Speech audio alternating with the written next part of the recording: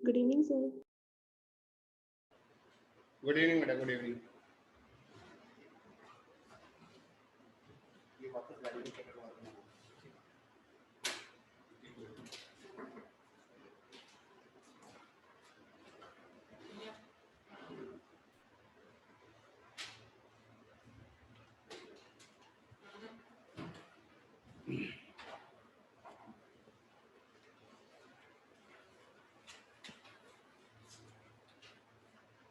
हाँ जी,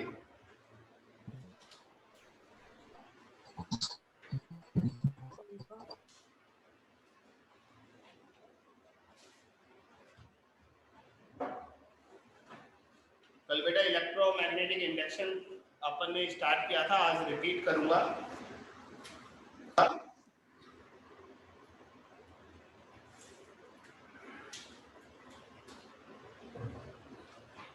तो आज हम इलेक्ट्रोमैग्नेटिक इंडक्शन से स्टार्ट करेंगे, है ना।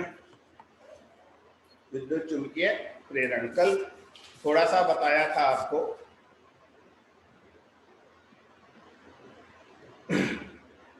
शुरू करें। अभी बच्चे आ रहे हैं बेटा, आने दो, अभी और आने वाले। Good evening sir. Good evening बेटा, good evening sir. Good evening. Good evening, good evening, good evening sir. Good evening. Good evening sir.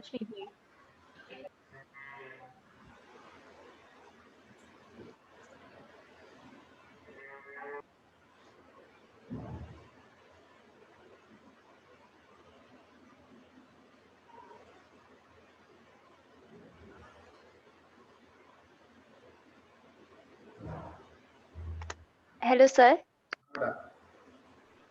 Sir हम लोग की 4 क्लास कब तक चलेगी? तुम्ही ने तो करवाई थी 4, हम तो 3 ही चाहते थे। सर हमने कब करे? सर पलटी मार कभी 3 कभी 4 ऐसे चलता रहेगा। देखो बीच में लगातार 4 आपकी कहाँ चली है, कुछ दिन ही चली है। बीच में तो काफी दिन 3 भी चली है और दो क्लास भी रही है एक दिन। चलता रहेगा, ये सब मिक्स चलता रहेगा। सर चश्मे का पावर बढ़ते जा रहा है। सर मेरे को नहीं लगा है, वो लगने वाला है लग रहा है। हाँ, वो इस उम्र में होता ही है। मुझे भी आपकी ही उम्र में चश्मा लगा था, इसलिए ये तो कोई नई बात नहीं है। ठीक है, अच्छी बात है। इसका मतलब आप पढ़ाई कर रहे हो। अरे नीट के बाद भर के मछली खा लेना, ठीक हो जाएगा। हम लोग मछली नहीं खाते हैं भाई। हाँ, हम लोग मछली नहीं खाते। अरे तो खा लो, और क्या, उसमें कोई बड़ी बात नहीं है। घर वाले ना ऐसे निकाल देंगे बाहर डंडा धर के। तो ऐसे छत से घुस जाना। चश्मा लगना तो आजकल बहुत मतलब कुछ भी गलत बात नहीं होती। इससे पता लगता है हम पढ़ाई करते हैं। सर कंटिन्यू क्लास में मेन प्रॉब्लम होती है सर। एक क्लास अगर मॉर्निंग में होती तो प्रॉब्लम नहीं होती इतनी। हाँ सर, एक आध क्लास मॉर्निंग में रहता तो सही रहता। कर सकते हैं, वो पूरा सिस्टम रीस्टार्ट करना पड़ता है, समझो। एक क्लास के लिए मॉर्निंग में सिस्टम चलाना पड़ेगा, फिर शाम को दोबारा, तो ये थोड़ी सी दिक्कत है। चलो फिर भी फिजिक्स के बारे में सोच सकते हैं, अगर फिजिक्स सुबह करें तो भी रहेगा, समझ भी मस्त आएगा। अभी देखते हैं बेटा, अभी 4 तो ऐसे लगातार नहीं चलेंगे आपके ज्यादा। अभी देखो एक बार ऑर्गेनिक कंप्लीट हो जाए फिर देखते हैं। चलिए बच्चों, इलेक्ट्रोमैग्नेटिक इंडक्शन, विद्युत चुंबकीय प्रेरण।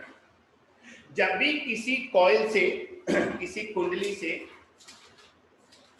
चुंबकीय फ्लक्स, मैग्नेटिक फ्लक्स चेंज होता है बेटा, अगर कांस्टेंट फ्लक्स पास हो रहा है ना तो कुछ भी नहीं होगा। लेकिन अगर मैग्नेटिक फ्लक्स में चेंज हो रहा है तो उस कॉइल में एक करंट फ्लो करने लगेगा अपने आप, बिना बैटरी के। बैटरी नहीं लगाई हमने। ये फिनोमिना इलेक्ट्रोमैग्नेटिक इंडक्शन कहलाता है, विद्युत चुंबकीय प्रेरण कहलाता है। ठीक है, लेकिन शुरुआत हम करेंगे मैग्नेटिक फ्लक्स। तो आप टॉपिक का नाम लिखो, चुंबकीय फ्लक्स।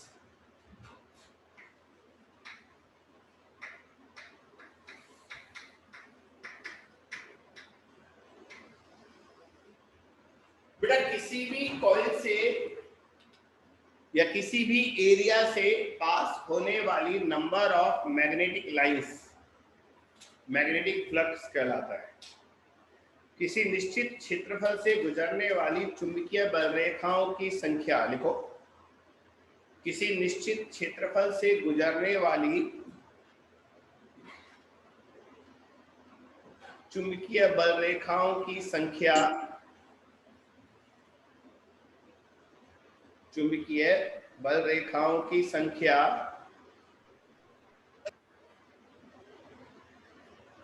चुंबकीय फ्लक्स कहलाती है। इंग्लिश में लिखो, number of magnetic lines passing through any area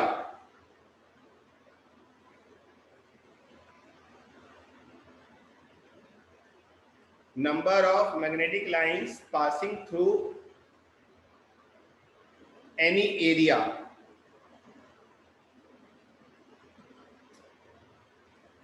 is called magnetic flux।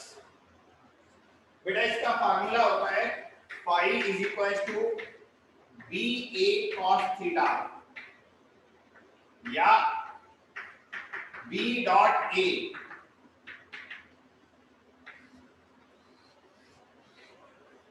आपको याद है electric flux E dot A होता था, तो magnetic flux B dot A होगा। बच्चों फाई की यूनिट बताओ, चलो फटाफट। वेबर। क्या? वेबर। वेबर। वेबर होता है, इसे WB से लिखते हैं बेटा। चुंबकीय फ्लक्स का मात्रक वेबर होता है। वेबर को W नहीं लिखते, WB लिखते हैं, क्योंकि केवल W तो हमारे पास वॉट का सिंबल है ना, हाँ वॉट का, इसलिए W नहीं लिखना, WB लिखना है। चलो इसकी डायमेंशन निकालो बीमा।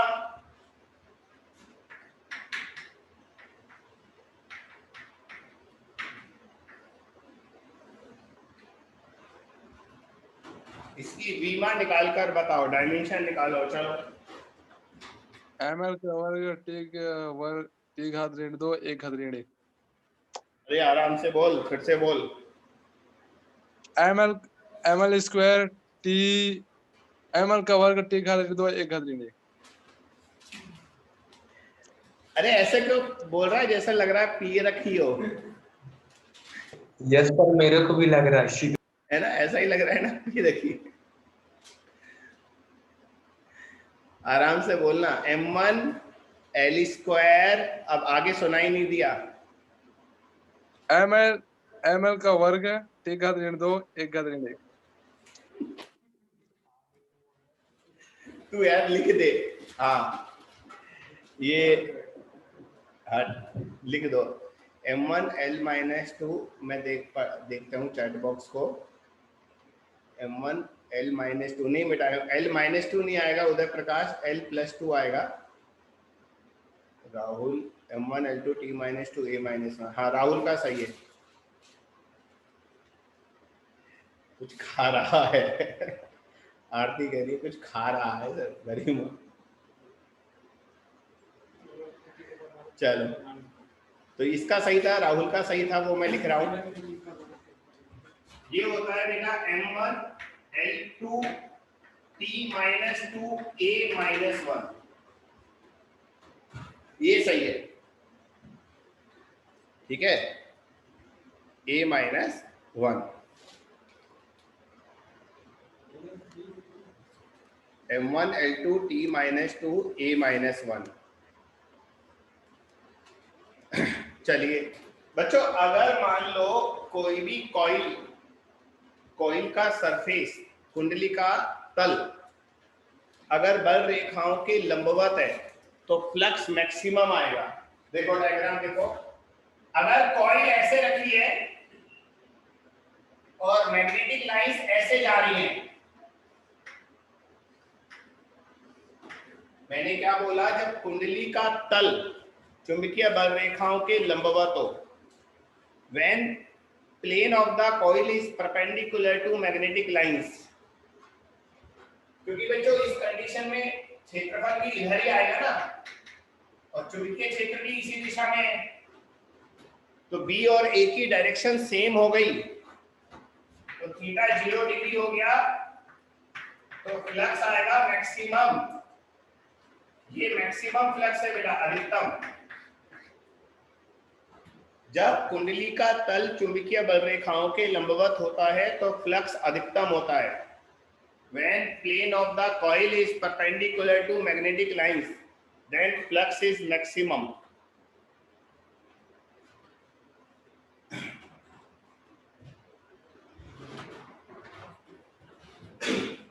ठीक है, सेकेंड केस, इसको नंबर 1 डाल देते हैं। When plane of the coil is parallel to magnetic lines, जब कुंडली का तल चुंबकीय बल रेखाओं के समांतर हो, जैसे मान लो कॉइल ऐसे रखी है और लाइंस ऐसे जा रही है, ऐसे, तो बच्चों यहाँ पर क्षेत्रफल सदिश एरिया वेक्टर ऊपर आएगा, मैग्नेटिक फील्ड इधर है, थीटा 90 डिग्री हो गया, फ्लक्स 0 हो गया। When plane of the coil is parallel to magnetic lines, flux is 0. जब कुंडली का तल चुंबकीय बल रेखाओं के समांतर होता है तो फ्लक्स 0 होता है।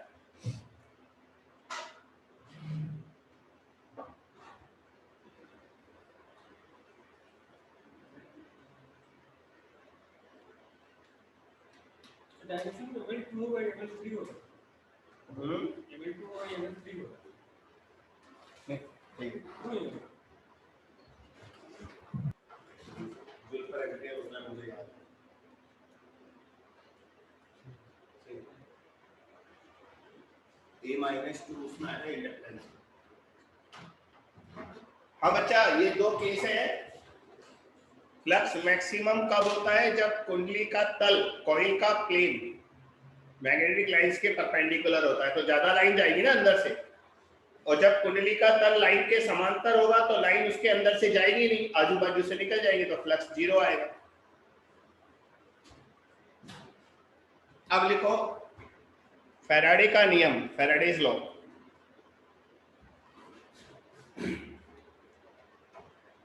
फैराडे का नियम, फैराडेज लॉ पूरा है, Faraday's law of electromagnetic induction, Faraday का विद्युत चुंबकीय प्रेरण का नियम,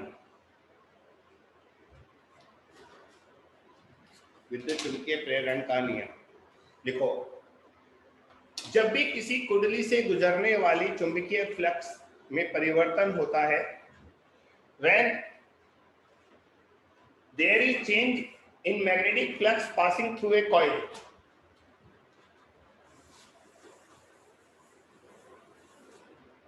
when there is a change in magnetic flux passing through a coil, जब भी किसी कुंडली से गुजरने वाले चुंबकीय फ्लक्स में परिवर्तन होता है तो उस कुंडली में एक विद्युत वाहक बल प्रेरित होता है।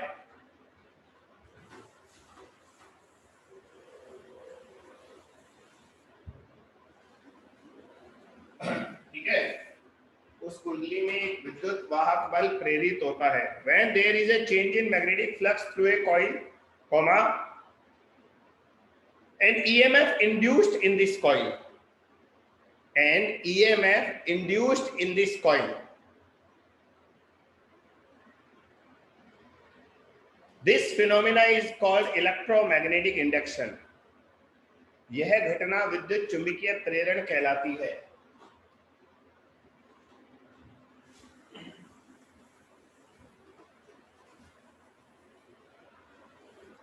ठीक है,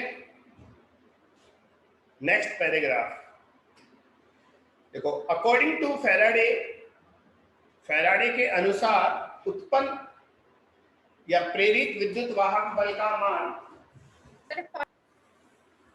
बेटा बोल रहा हूं मैं,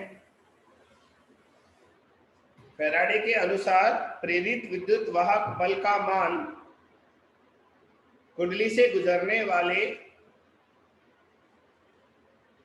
फ्लक्स में परिवर्तन की दर के समानुपाती होता है। कुंडली से गुजरने वाले फ्लक्स में परिवर्तन की दर के समानुपाती होता है। इंग्लिश में लिखो, according to Faraday induced EMF is directly proportional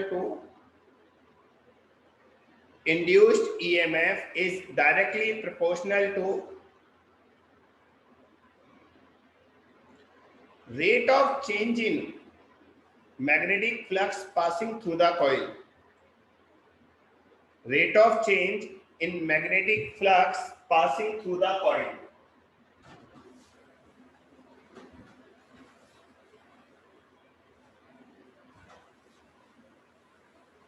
ठीक है बेटा।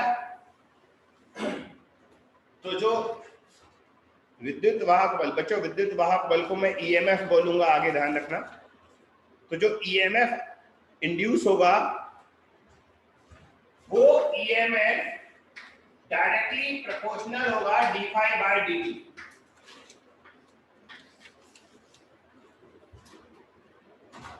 बच्चों ये केवल परिमाण है, तो यहां पर परिमाण का साइन लगा देते हैं। ये केवल मैग्नीट्यूड है अभी, है ना। डायरेक्शन फैराडे ने नहीं बताई थी, डायरेक्शन किसने बताई थी बताओ?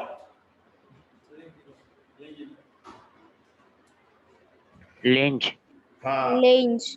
हाँ लेंज है ना, लेंज, हाँ उसने बताई थी। और बच्चों यहाँ पर कांस्टेंट ऑफ प्रोपोर्शनैलिटी 1 आएगा, समानुपाती का नियतांक 1 आएगा। तो ये बन जाएगा E बराबर डी फाई बाय डी।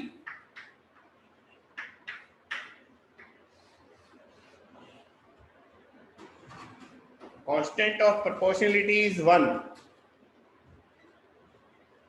समानुपाती का जो नियतांक है वो 1 है, ठीक है। तो E बराबर d phi by d t हो गया। बच्चों अगर किसी कॉइल से फ्लक्स तो जा रहा है परंतु वो चेंज नहीं हो रहा, तो प्रेरित विद्युत वाहक बल नहीं आएगा और धारा भी नहीं आएगी, करंट भी नहीं आएगा, ईएमएफ भी नहीं आएगा। तो बच्चों फ्लक्स का किसी कॉइल से पास होना इंपॉर्टेंट नहीं है, इंपॉर्टेंट क्या है बोलो? चेंज इन वैल्यू, फ्लक्स का चेंज होना। हाँ, अगर केवल फ्लक्स पास हो रहा है तो ईएमएफ नहीं आएगा, लेकिन फ्लक्स चेंज हो रहा है तो ईएमएफ आएगा। तो फ्लक्स को हम कैसे कैसे चेंज कर सकते हैं? फाई को, एक कॉइल है जो मैग्नेटिक फील्ड में रखी है, एक कुंडली चुंबकीय क्षेत्र में रखी है, तो उससे पास होने वाला फ्लक्स आप कैसे बदल सकते हो? बदलने का तरीका बताओ चलो।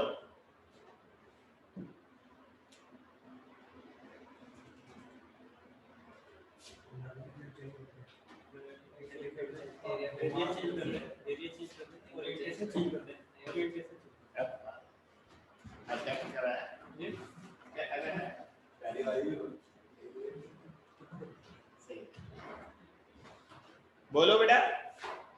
अगर एक कॉइल मैग्नेटिक फील्ड में रखी है तो उससे पास होने वाला फ्लक्स हम कैसे बदल सकते हैं, मैंने ये पूछा है।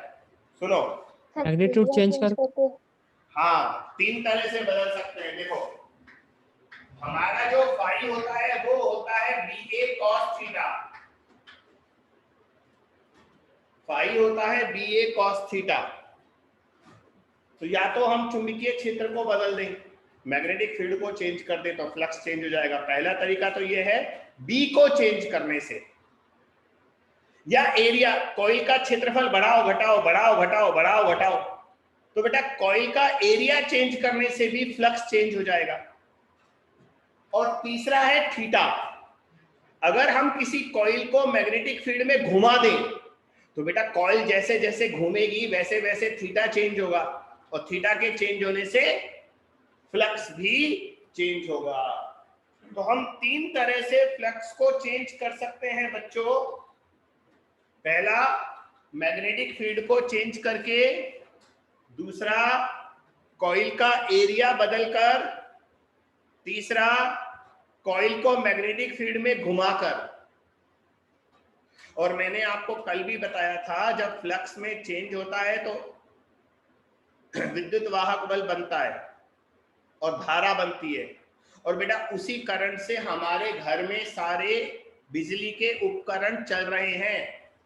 ये पंखा, ट्यूबलाइट, एसी, फ्रीज, सब कुछ उसी इस वाले ई से चल रहे हैं।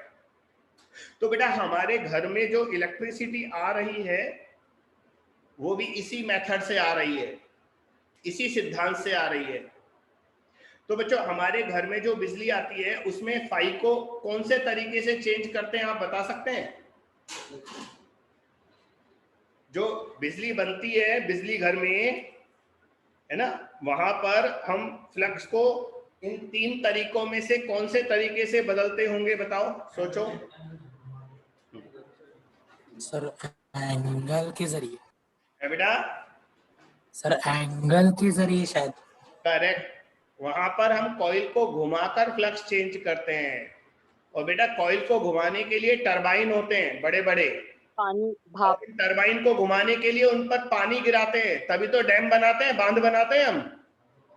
हाँ, हाइड्रो पावर में कैसे उसको क्या करता है, पानी टरबाइन पर गिराते हैं और फिर टरबाइन घूमता है, टरबाइन से कॉइल घूमती है, कॉइल के घूमने से थीटा चेंज होता है, थीटा के चेंज होने से फाई चेंज होता है, फाई के चेंज होने से ई बनता है, और ई बनने से करंट आता है, वो करंट हम यूज करते हैं। ये लंबी कहानी सुना दी मैंने आपको, पूरी बिजली कैसे बनती है आज बता दिया। तो बच्चों हमारे घरों में जो बिजली आ रही है, इलेक्ट्रिसिटी आ रही है, वो थीटा को चेंज करके आ रही है, कॉइल को घुमाते हैं। ठीक है, इंटरनेट पर देखा करो इन चीजों को कभी। चलो आगे बढ़ते हैं।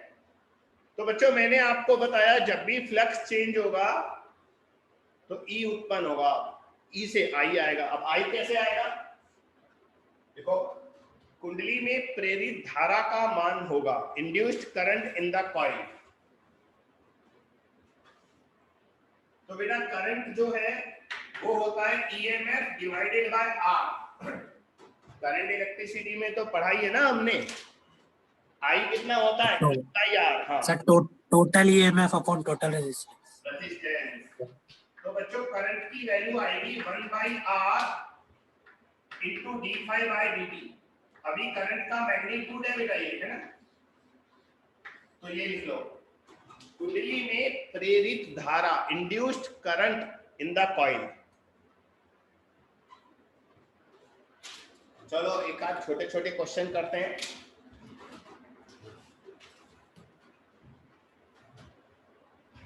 बहन पानी डाल देना, एकदम ना प्यास लग रहा है यार।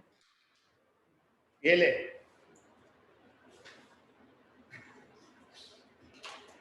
पानी ले। इसको दे रहे हैं? आरती होगी, कौन सी है, किसको प्यास लगी? नहीं सर, मैं तो नहीं थी, मैं तो फोन उठाने गई थी अभी। ये नहीं थी तो कौन सी थी, किसको प्यास लगी? सर मैं थी, वो म्यूट क्या तो हो गया था। चलो एक छोटा सा क्वेश्चन लिखो बेटा। एक सर्कुलर कॉइल है, वृत्तीय कुंडली, उसका रेडियस है 1 मीटर। मैं ना लैंग्वेज नहीं लिखा था, उसमें टाइम लगेगा।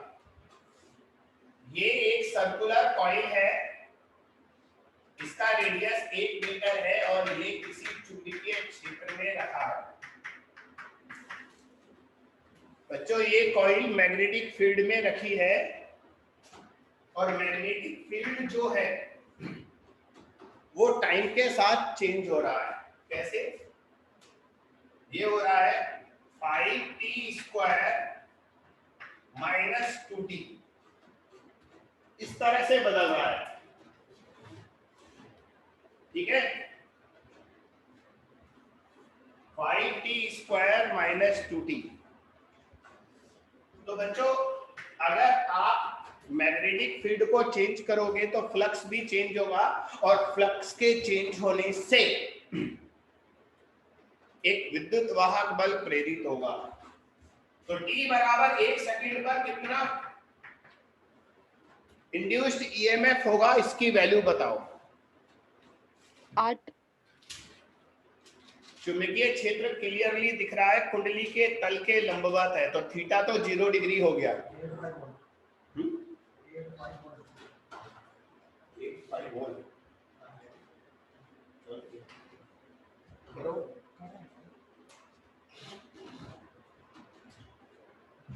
8 वोल्ट। 8 वोल्ट नहीं, गलत, दोबारा करो।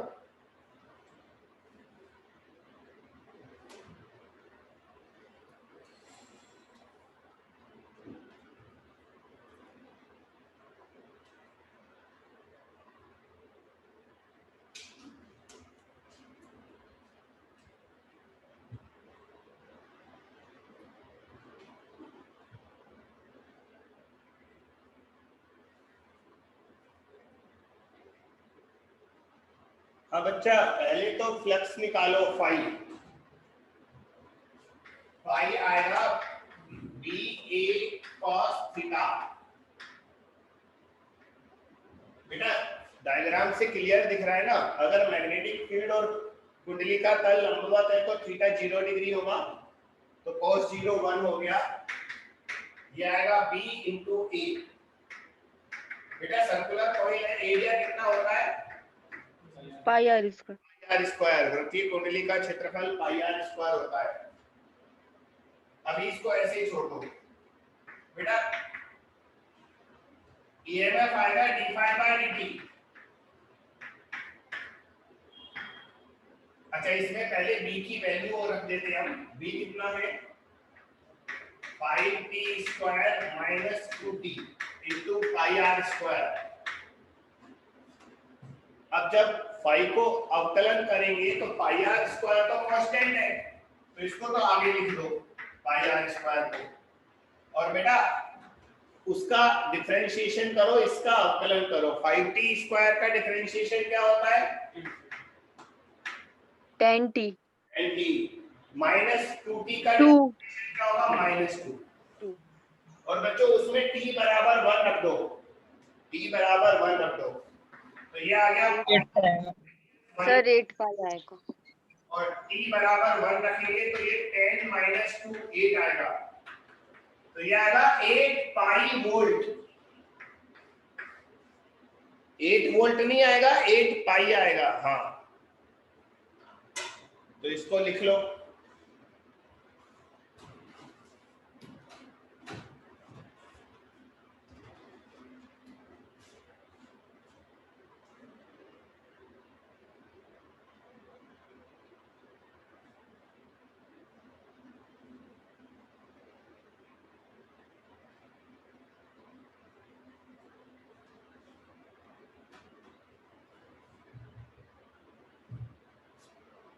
अब अगला क्वेश्चन लिखो इसके बाद।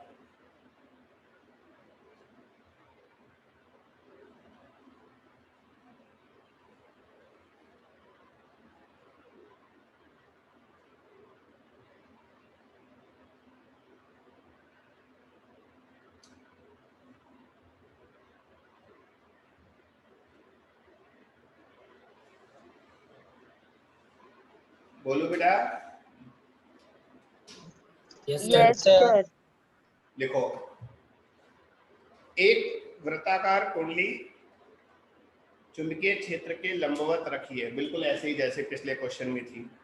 ए circular coil is placed perpendicular to magnetic field.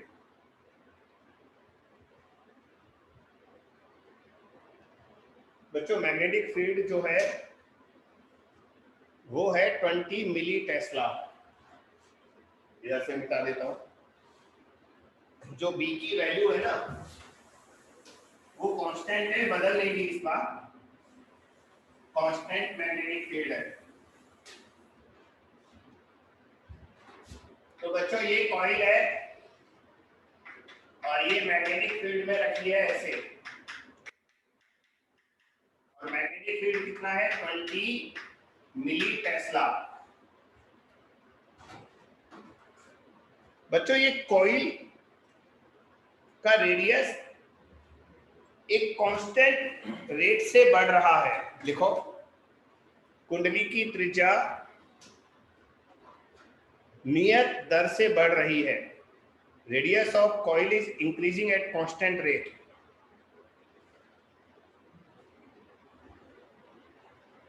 और वो है बेटा 1 सेंटीमीटर पर सेकेंड। वो दर क्या है? 1 सेंटीमीटर पर सेकेंड। इस दर से कुंडली की त्रिज्या बढ़ रही है ना। क्वेश्चन है कुंडली में प्रेरित विद्युत वाहक बल बताइए जब। Calculate induced EMF in coil when. कुंडली में प्रेरित विद्युत वाहक बल बताइए जब कुंडली की त्रिज्या 10 सेंटीमीटर हो जाती है। When radius of coil becomes 10 centimetre. करो, अच्छा क्वेश्चन है।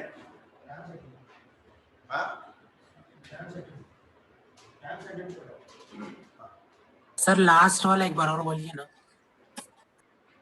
Calculate induced EMF when radius becomes 10 centimetre. जब कुंडली की त्रिज्या 10 सेंटीमीटर हो जाती है उस समय प्रेरित विद्युत वाहक बल बताना है।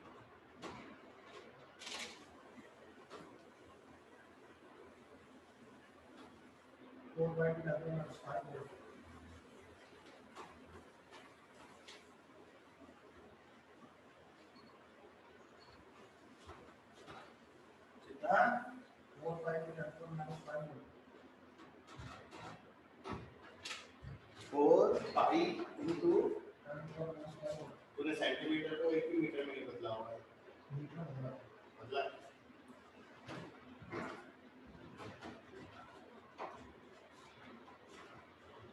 देखो बच्चों मैं बताता हूं। हम जानते हैं इस कॉइल से गुजरने वाला फ्लक्स होगा VA, जो कि थीटा तो 0 डिग्री है, और A होगा पाई आर स्क्वायर। बच्चों इस बार है ना B नहीं बदल रहा, इस बार R बदल रहा है, त्रिज्या रेडियस। तो हमारा इंड्यूस्ड ईएमएफ होगा d∅dt, और फाई कितना है? b पाई r स्क्वायर, b पाई r स्क्वायर। बच्चों b और पाई तो कांस्टेंट है, बाहर ले लो, b और पाई बाहर ले लो, अंदर बचेगा r स्क्वायर। बताओगे r स्क्वायर का डिफरेंशिएशन अवकलन क्या होगा? 2r। हाँ, r स्क्वायर का डिफरेंशिएशन 2r होगा, लेकिन बच्चों हम t के रेस्पेक्ट में कर रहे हैं ना, तो dr/dt से मल्टीप्लाई और करना पड़ेगा। केवल r स्क्वायर का डिफरेंशिएशन r के रेस्पेक्ट में करते तो 2r आता, लेकिन हम t के रेस्पेक्ट में कर रहे हैं, तो ये dr/dt हो रहेगा। बच्चों मैंने b कितना दिया है? 20 मिली टेस्ला, यानी कि 20 गुणा 10 की घात -3। पाई को पाई रहने दो, 2r।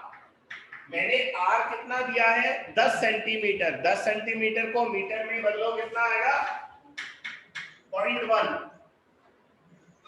और मैंने dr/dt कितना दिया है? 1 सेंटीमीटर पर सेकेंड। तो dr/dt 1 सेंटीमीटर है, उसको भी मीटर में बदलो, तो dr/dt आएगा 1 सेंटीमीटर। सेंटीमीटर 10⁻⁻² होता है और प्रति सेकंड है।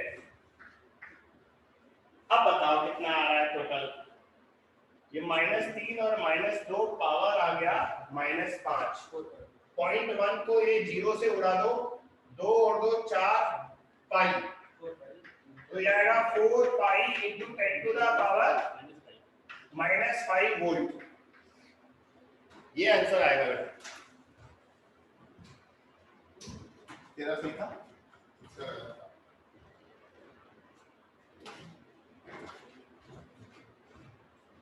अच्छा क्वेश्चन है, ढंग से देखो।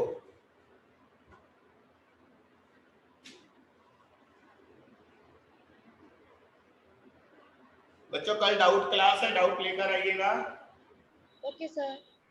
कल डाउट क्लास है और कल के डाउट क्लास में हम लोग वही डिस्कस करेंगे जो परसों टेस्ट में आ रहा है, बस उसके अलावा नहीं करेंगे, ठीक है।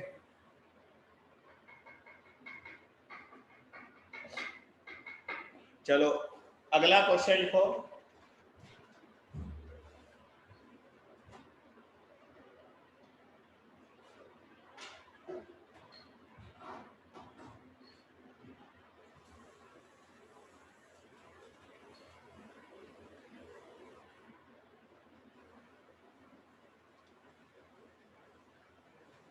देखो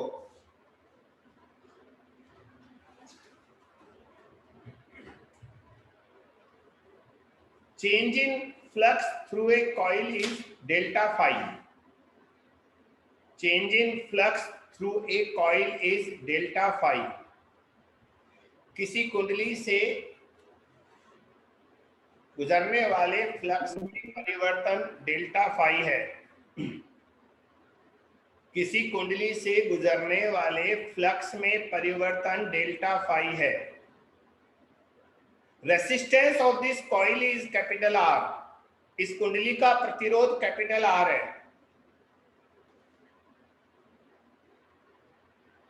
resistance of this coil is capital R, है ना। Calculate charge flows, calculate charge flow through this coil in this time interval. Charge flow through this coil in this time interval. इस समय अंतराल में कुंडली से गुजरने वाले आवेश का मान बताइए। इस समय अंतराल में कुंडली से गुजरने वाले आवेश का मान बताइए।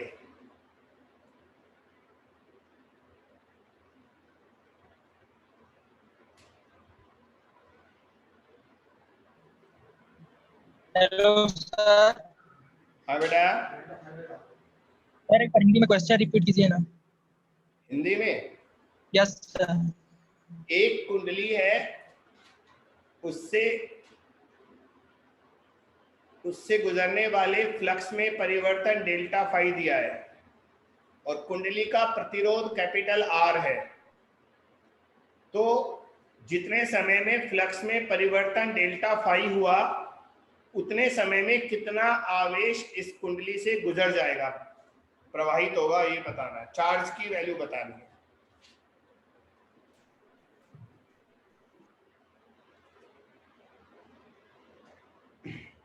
Okay thank you sir. हाँ क्वेश्चन कर।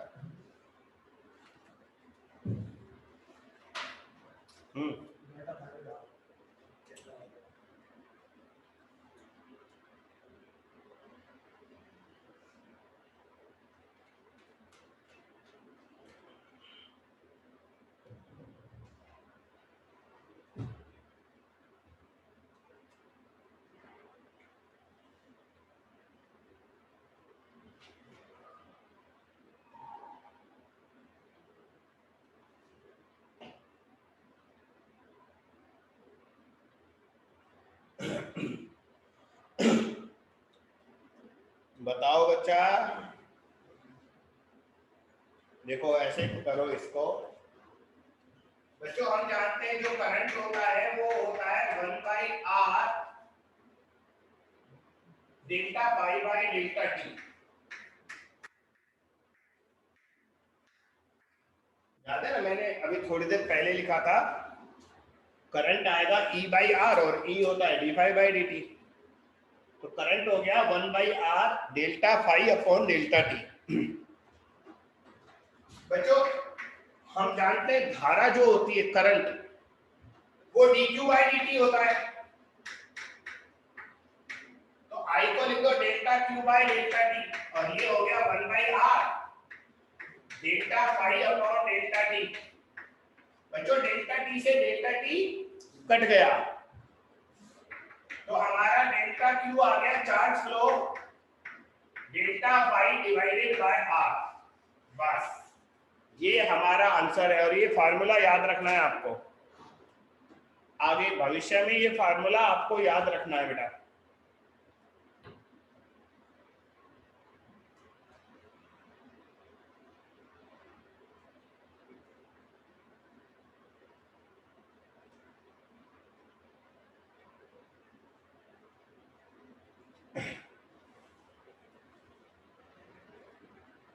आया है मेरा टाइप नहीं कर पाई प्रियंका,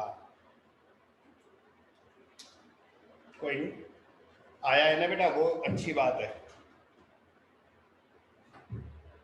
प्रांजल का भी आ गया, गुड। अगला क्वेश्चन लिखो।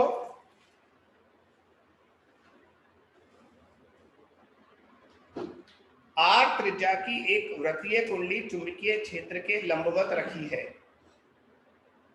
A circular coil of radius r is placed perpendicular to magnetic field. R त्रिज्या की वृत्तीय कुंडली चुंबकीय क्षेत्र के लंबवत रखी है। A circular coil of radius r is placed perpendicular to magnetic field.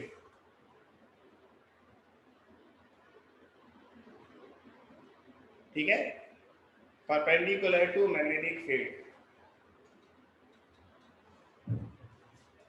अब इस कुंडली को व्यास के सापेक्ष 180 डिग्री कोण से घुमा दिया जाता है।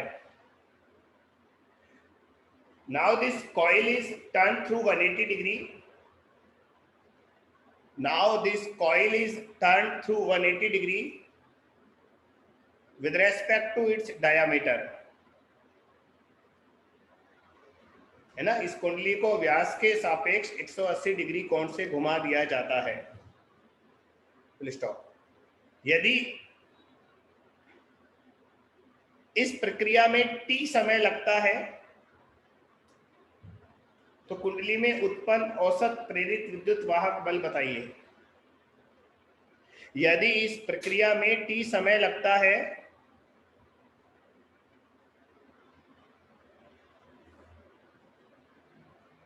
तो कुंडली में उत्पन्न प्रेरित विद्युत वाहक बल का औसत मान बताइए।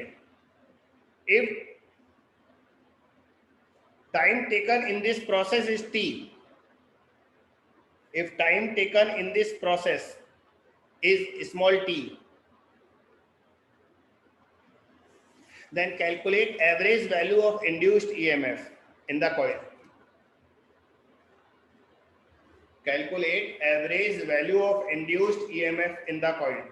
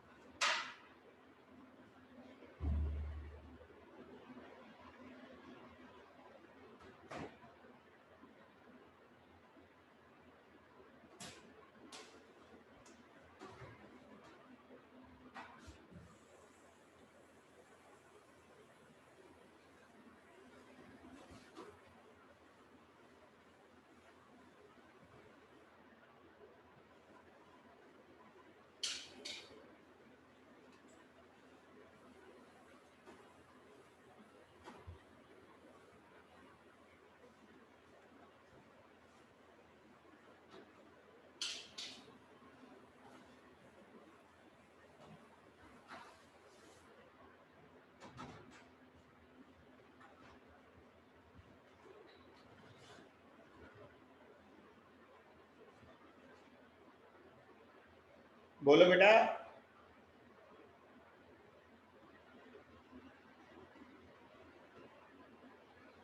चुंबकीय क्षेत्र का मान B लेना है, कुंडली की त्रिज्या R लेनी है और T समय लेना है।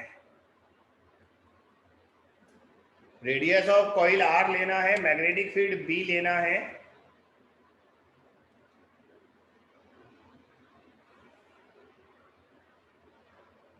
और टाइम T लेना है।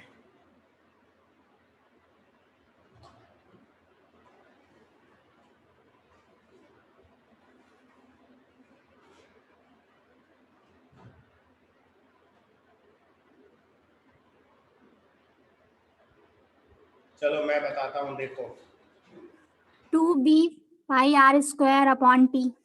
वेरी गुड, शाबाश, बिल्कुल सही आंसर है इसका 2b पाई r square upon t। Very good बेटा। बच्चों अभी है ना कॉइल ऐसे रखी है, ये मैग्नेटिक फील्ड है,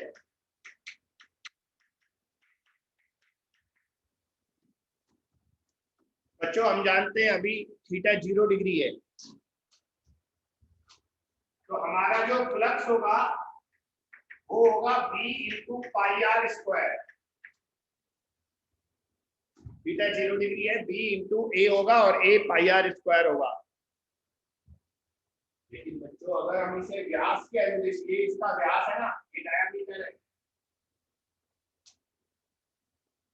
तो अगर हम इसको डायामीटर के रेस्पेक्ट में 180 डिग्री से घुमा दें तो बेटा 180 डिग्री से घुमाते एरिया वेक्टर क्षेत्रफल सदिश उल्टा हो जाएगा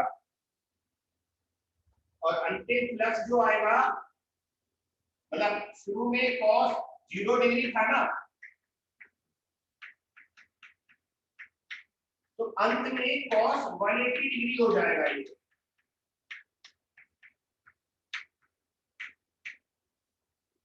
जब आप कॉइल को 180 डिग्री से घुमा दोगे तो पूरा घूम जाएगी कॉइल, ऐसे घूम जाएगी, ऐसे थी ना ऐसे घूम जाएगी, और क्षेत्रफल सदिश एरिया वेक्टर बिल्कुल रिवर्स हो जाएगा। तो पहले 0 डिग्री एंगल था, अब 180 डिग्री हो जाएगा। cos 180 माइनस का होता है बेटा, ये आएगा minus b pi are square. बच्चों इंड्यूस्ड ईएमएफ होता है delta pi divided by time. प्रेरित विद्युत वाहक बल होता है फ्लक्स में परिवर्तन अपॉन समय, change in flux upon time. बेटा पहले फ्लक्स प्लस था, बाद में माइनस हुआ, तो प्लस में माइनस घटाओगे तो माइनस माइनस प्लस हो जाएगा और फ्लक्स में परिवर्तन डबल हो जाएगा, b pi are square minus b pi are square, दोनों को माइनस करोगे माइनस माइनस प्लस हो जाएगा, 2b पाई आर स्क्वायर हो जाएगा फ्लक्स में चेंज। ये आंसर आ गया। ऐसे करना है इस क्वेश्चन को।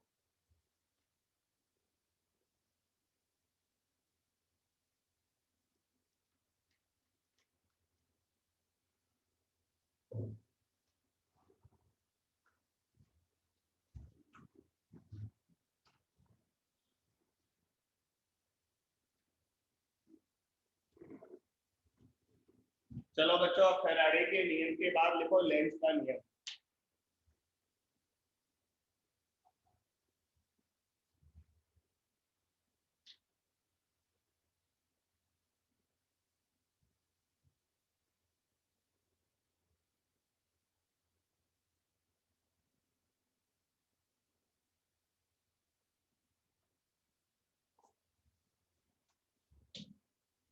लेंज का नियम, लेंज लॉ।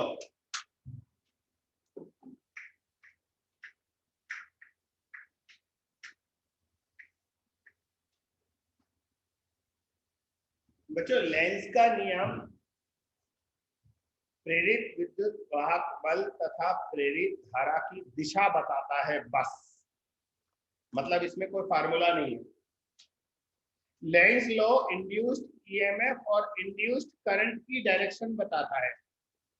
जैसे बच्चों मैं बहुत देर से आपको ये तो बता ही रहा हूं कि अगर किसी कॉइल है, इस कॉइल को मैग्नेटिक फील्ड से रख दूं मैं, और यदि मैं मैग्नेटिक फील्ड की वैल्यू को इंक्रीज करूं, तो मैं बहुत देर से बता रहा हूं ना, अगर मैं बी को बदलूंगा तो पाई बदलेगा और पाई के बदलने से ई आएगा, ईएमएफ आएगा, इंड्यूस होगा ईएमएफ, और ईएमएफ के इंड्यूस होने से इस कॉइल में करंट आएगा। लेकिन बेटा फैराडे ने ये नहीं बताया कि इस कॉइल में जो करंट आएगा उसकी डायरेक्शन क्या होगी, करंट क्लॉकवाइज होगा या एंटी क्लॉकवाइज होगा, ये फैराडे ने नहीं बताया। ये हम लेंज के नियम से बताते हैं, लेंज लॉ। तो आप में से कोई मुझे बताएगा लेंज लॉ क्या होता है? So induced EMF or induced current in the coil always opposes the change by which it is produced. Good good good. हाँ, इसने अच्छे से बोला कि कॉइल में इंड्यूस्ड करंट की डायरेक्शन वो वाली आएगी जो उन कॉजेज का अपोज कर सके जिनकी वजह से वो इंड्यूस हो रहा है।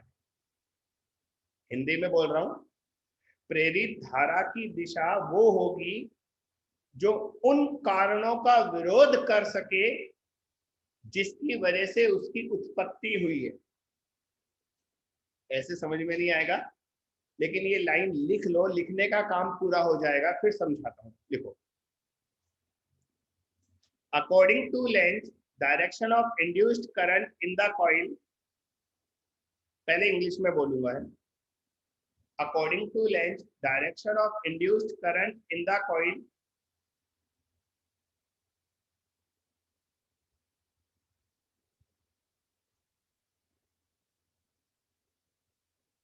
will be such that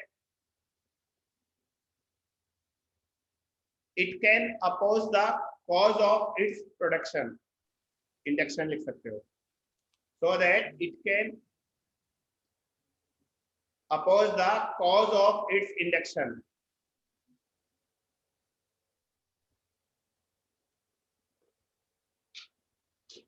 ये थोड़ा और शॉर्ट में लिख सकते थे, direction of induced current always opposes the cause of its induction. ये थोड़ा शॉर्ट है। Direction of induced current always opposes the cause of its induction. Hindi में लिखो, देखो, कुंडली में प्रेरित धारा की दिशा हमेशा, कुंडली में प्रेरित धारा की दिशा हमेशा इसके उत्पन्न होने वाले कारणों का विरोध करती है।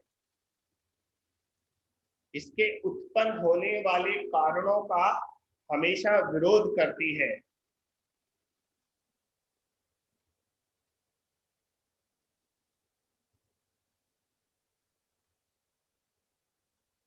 हमेशा विरोध करती है।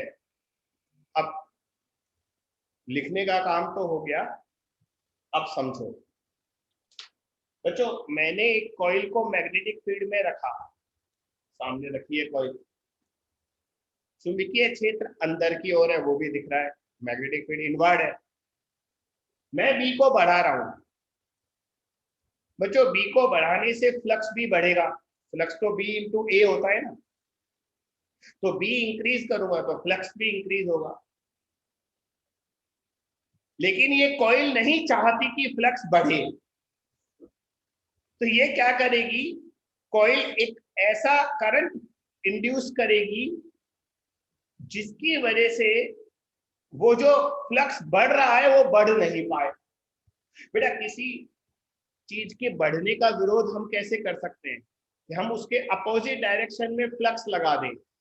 तो ये कॉइल क्या करेगी, अपना एक करंट इंड्यूस करेगी और जिस करंट की वजह से जो मैग्नेटिक फील्ड आएगा वो इस मैग्नेटिक फील्ड के अपोजिट आएगा। बच्चों ये वाला मैग्नेटिक फील्ड अंदर है, तो कॉइल अपना मैग्नेटिक फील्ड बाहर की तरफ क्रिएट करेगी। और बच्चों याद करो, जब कॉइल में करंट एंटी क्लॉकवाइज होता है, याद है ऐसे एंटी क्लॉकवाइज, जब किसी कॉइल में एंटी क्लॉकवाइज करंट होता है तो उसका मैग्नेटिक फील्ड बाहर की ओर आता है, और ये मैग्नेटिक फील्ड उस मैग्नेटिक फील्ड के अपोजिट है। अरे अपोजिट होगा तभी तो उसके बढ़ने का विरोध होगा। अब बताओ मेरी बात समझ में आई है? Yes sir. सर बड़ा गोल गोल था, एक बार और बताओ ना। सर कितना सारा करंट वर्ड आया तो मैं भी कंफ्यूज हो गया सर, एक बार और बताइए। मेरी बात सुन, अगर हम एक्सटर्नल मैग्नेटिक फील्ड को इंक्रीज कर रहे हैं तो कॉइल उसे इंक्रीज होने से रोकेगा। कैसे रोकेगा? उसके अपोजिट डायरेक्शन में एक मैग्नेटिक फील्ड क्रिएट करेगा। अब बेटा किसी कॉइल का मैग्नेटिक फील्ड बाहर कब आएगा? जब उसमें करंट एंटी क्लॉकवाइज होगा। एंटी क्लॉकवाइज करंट होने से उसका मैग्नेटिक फील्ड बाहर होता है, बाहर होने से इसके अपोजिट होगा, इसके अपोजिट होगा तो वो उसके बढ़ने का अपोज कर पाएगा, विरोध करेगा। Yes sir. अभी बहुत सारे एग्जांपल दूंगा, घबराओ मत, ये तो पहला एग्जांपल है।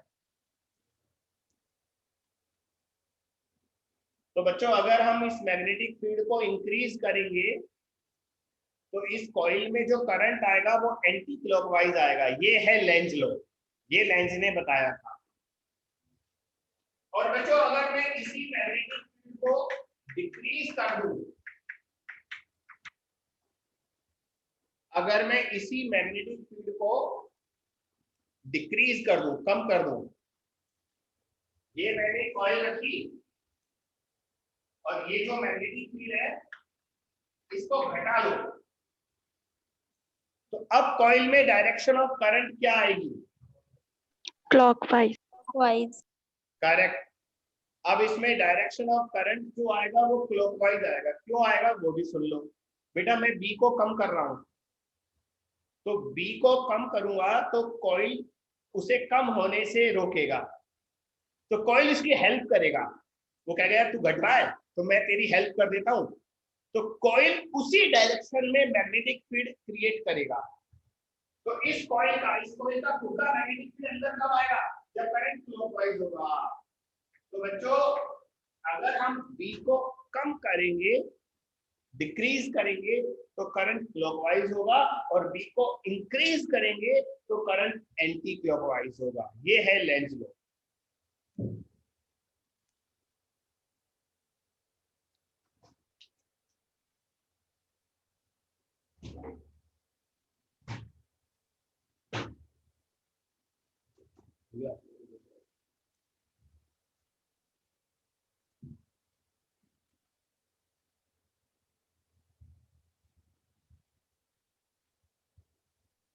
बच्चों ये पहला एग्जांपल समझ में आया? Yes sir. अब दूसरा एग्जांपल लो।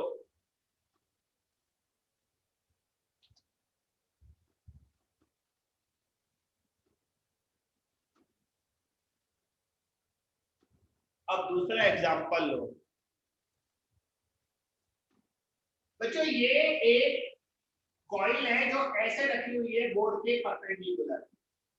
ये वाला हिस्सा बोर्ड के अंदर है,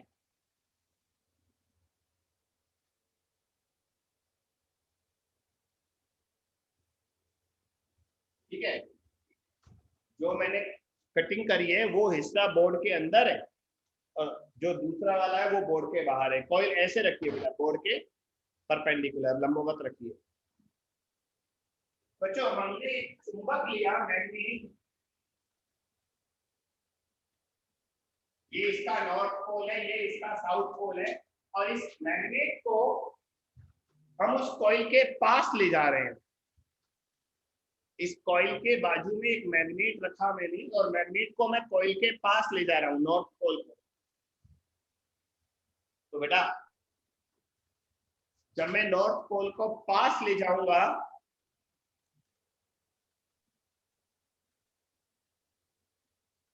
सर उसके बाद देखो क्या लिख रहे हो? साउंड ठीक है, ओके, अच्छा है ना? मोबाइल गूंगा हो गया है। सर थोड़े टाइम पहले आपका साउंड कम आ रहा था ना, उसी को बोल रहे होंगे। बेटा वो दूर जाकर बोल रहा हूँ ना, इसलिए कम आ रहा होगा, पास आकर बोलता हूँ तो फिर अच्छा। कभी कभी नेटवर्क का भी इशू हो जाता है। तो अगर मैं नॉर्थ पोल को पास ले जाऊंगा कॉइल के, तो कॉइल उसे पास नहीं आने देगा, क्योंकि लेंज ने कहा था अपोज करना है। तो कॉइल क्या करेगा, उसे रिपेल करेगा, प्रतिकर्षित करेगा। आप चुंबक को पास ले जा रहे हो, कुंडली उसे प्रतिकर्षित करेगी, पास नहीं आने देगी। तो बेटा अगर ये नॉर्थ है तो ये भी नॉर्थ बनेगा ऐसे, और किसी भी कॉइल का इधर वाला नॉर्थ तब बनता है जब करंट एंटी क्लॉकवाइज होता है। तो बच्चों इस कुंडली में, इस कॉइल में डायरेक्शन ऑफ करंट क्या आएगा, एंटी क्लॉकवाइज आएगा। इधर से देखने पर, चुंबक की तरफ से देखने पर एंटी क्लॉकवाइज आएगा, क्योंकि एंटी क्लॉकवाइज आने से ये नॉर्थ बनता है, और नॉर्थ नॉर्थ को प्रतिकर्षित करता है, रिपेल करता है। तो बच्चों डायरेक्शन ऑफ करंट निकाल दिए। अपन को हर बार कुंडली में, कॉइल में डायरेक्शन ऑफ करंट ही निकालना है। बताओ ये समझ में आया नहीं आया? Yes sir. सर सर अगर साउथ साइड को लेकर जाएंगे तो साउथ बनेगा। हाँ साउथ बनेगा। हाँ अभी मैंने जो बनाया चेंज करेंगे। ये दूसरा करंट का भी अपना अपना सेटिंग है भाई। अरे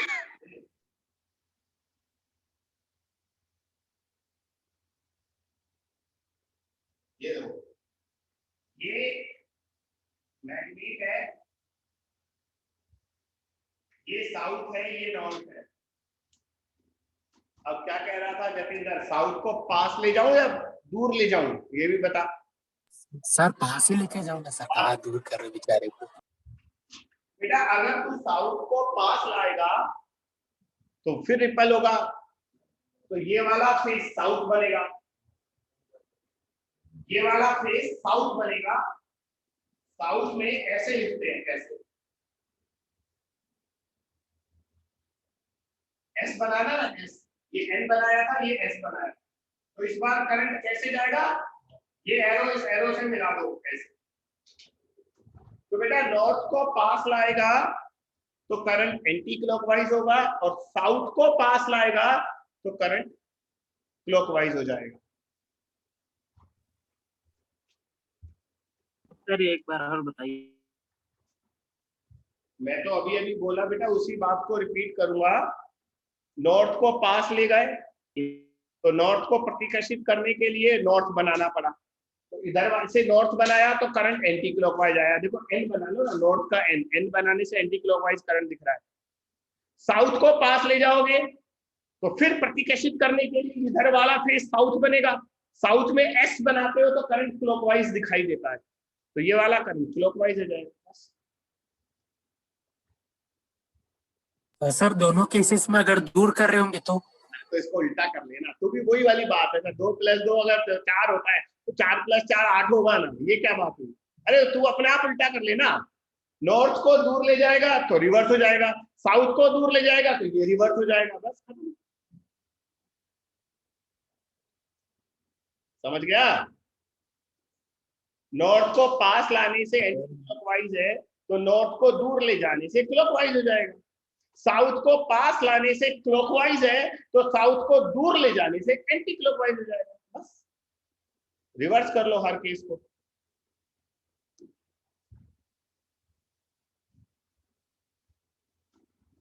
चलो एक मजेदार चीज बताता हूं बच्चों। वैसे तो हम जानते हैं कि हम किसी भी वस्तु को गिराते हैं तो उसका त्वरण जी होता है, उसका जो एक्सेलरेशन है वो जी होता है। परंतु अब देखो, ये कॉइल है और ये कोई मैग्नेट है ना, नॉर्थ पोल साउथ पोल लिख देता हूं बच्चों। ऐसे कोई कॉइल है और इस कॉइल में हम एक मैग्नेट गिरा रहे हैं ऐसे। अब ये मैग्नेट जब नीचे गिरेगा तो इसका एक्सेलरेशन त्वरण जी नहीं होगा बल्कि जी से कम होगा। बताओ क्यों?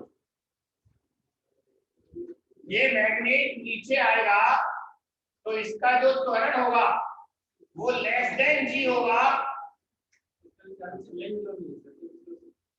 हाँ। सर कॉइल अपना जो मैग्नेटिक फील्ड है उसको यूज करेगा ना फिर। प्रतिवर्ती करेगा।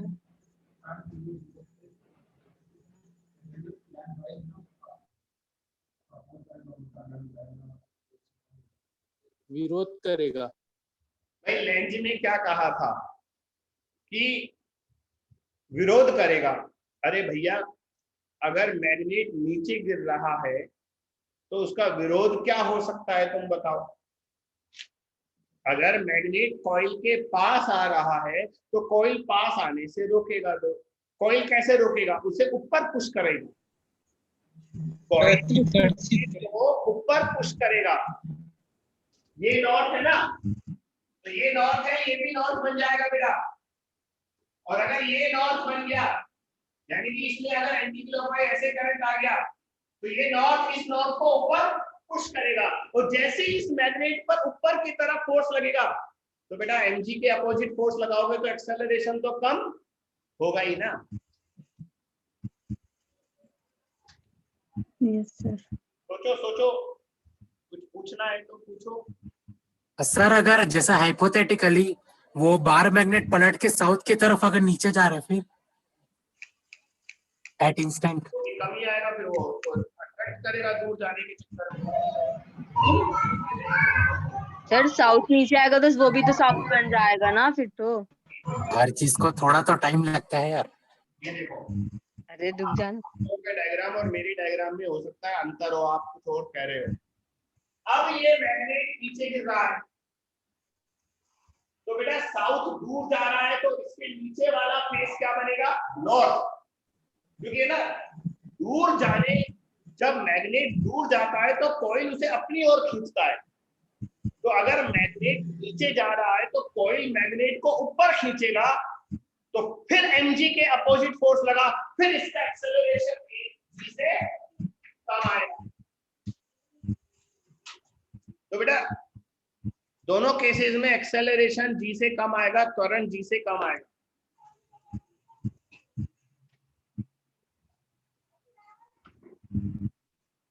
क्योंकि ये ना कॉइल हेल्प नहीं करता। पहले मैग्नेट पास आ रहा था इसलिए उसे रिपल कर रहा था, बाद में मैग्नेट दूर जा रहा है इसलिए उसे अट्रैक्ट कर रहा है ऊपर की तरफ।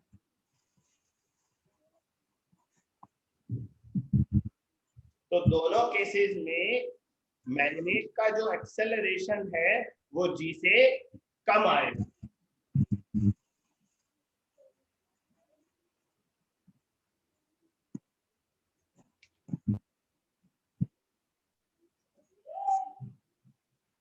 बोलो। Yes sir.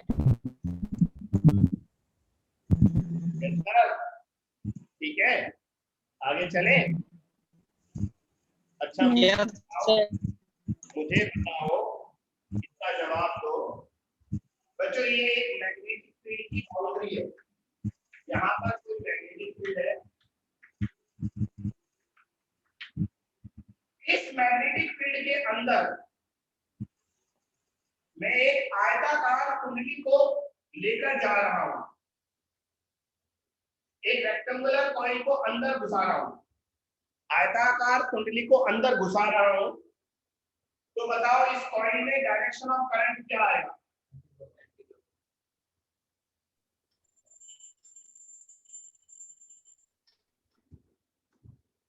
बताओ Anti-clockwise. डायरेक्शन ऑफ करंट क्या आएगा? Anti-clockwise. एंटी क्लॉकवाइज आएगा। क्यों आएगा बेटा? सर वो इनवर्ड हो रहा है ना, हाँ मतलब बाहर की हो रहा है।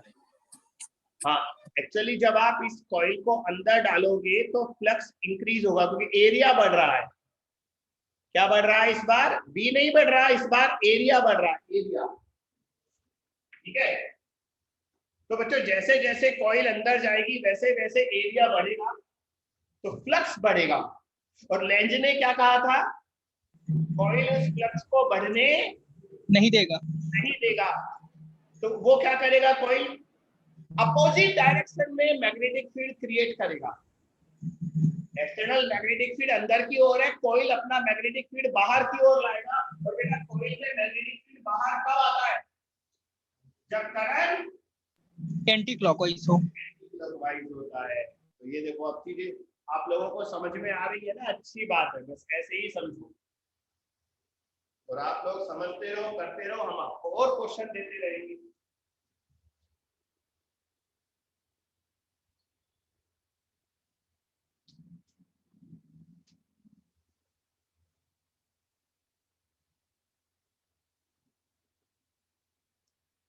हाँ जी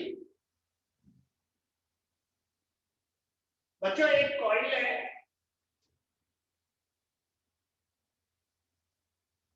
ये कॉइल रखी है, इस कॉइल के पास एक वायर रखा है जिसमें करंट फ्लो हो रहा है। एक कुंडली है, कुंडली के बाजू में एक तार रखा है, उस तार में धारा बह रही है। बच्चों हम इस करंट को इंक्रीज कर रहे हैं।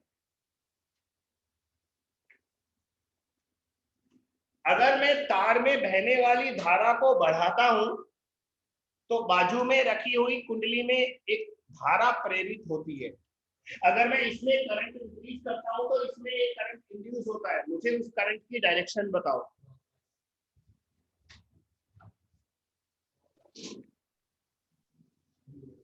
क्लॉकवाइज हो। है बेटा, सुना नहीं? फिर से बोलो। Anti clockwise. पहले जिस बच्चे ने बोला ना वो बताए तो कौन था?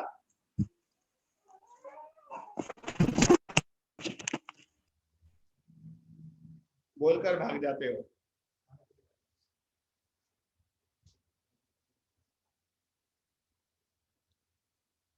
चलो और कोई बताए। Sir clockwise. आवाज बहुत धीरे है, तेज बोलो ना। Sir clockwise. हाँ ऐसे, जैसे दुर्गेश की आवाज आती है बहुत तेज, ऐसे बोला करो। Clockwise is correct. आगे आता है वो। सही है बेटा, सही है। क्लॉकवाइज सही आंसर है। और क्यों आएगा मैं बता रहा हूं, सुनो बेटा। ये जो तार है इसमें हम करंट फ्लो करा रहे हैं, इस वायर में जब करंट इधर जाएगा तो वायर का मैग्नेटिक फील्ड आएगा बाहर की ओर, यानी कि इस कॉइल से जो फ्लक्स आएगा वो आउटवर्ड आएगा, आउटवर्ड। नीचे जो वायर है उसका फ्लक्स है मैग्नेटिक फील्ड बाहर। ये देखो ऐसे दिखाते थे ना, थंब रूल याद है? करंट इधर है, पॉइंट ऊपर है, तो लाइन बाहर आएगी।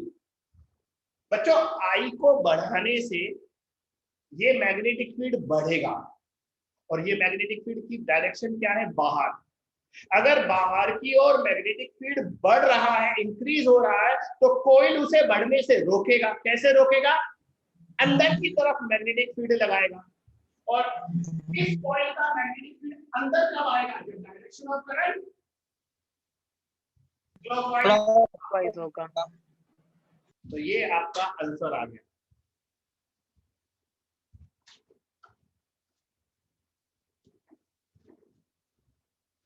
तो बच्चों आज हमने फैराडेज लॉ और लेंज लॉ को डिस्कस किया। फैराडे का नियम और लेंज का नियम आज हमने डिस्कस किया।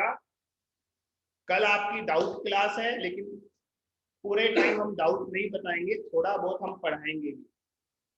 तो इसके बाद हमारा आएगा मोशन ईएमएफ।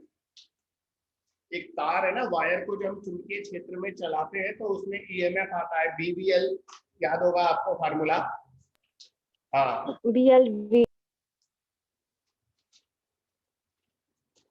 चलो आज का लेक्चर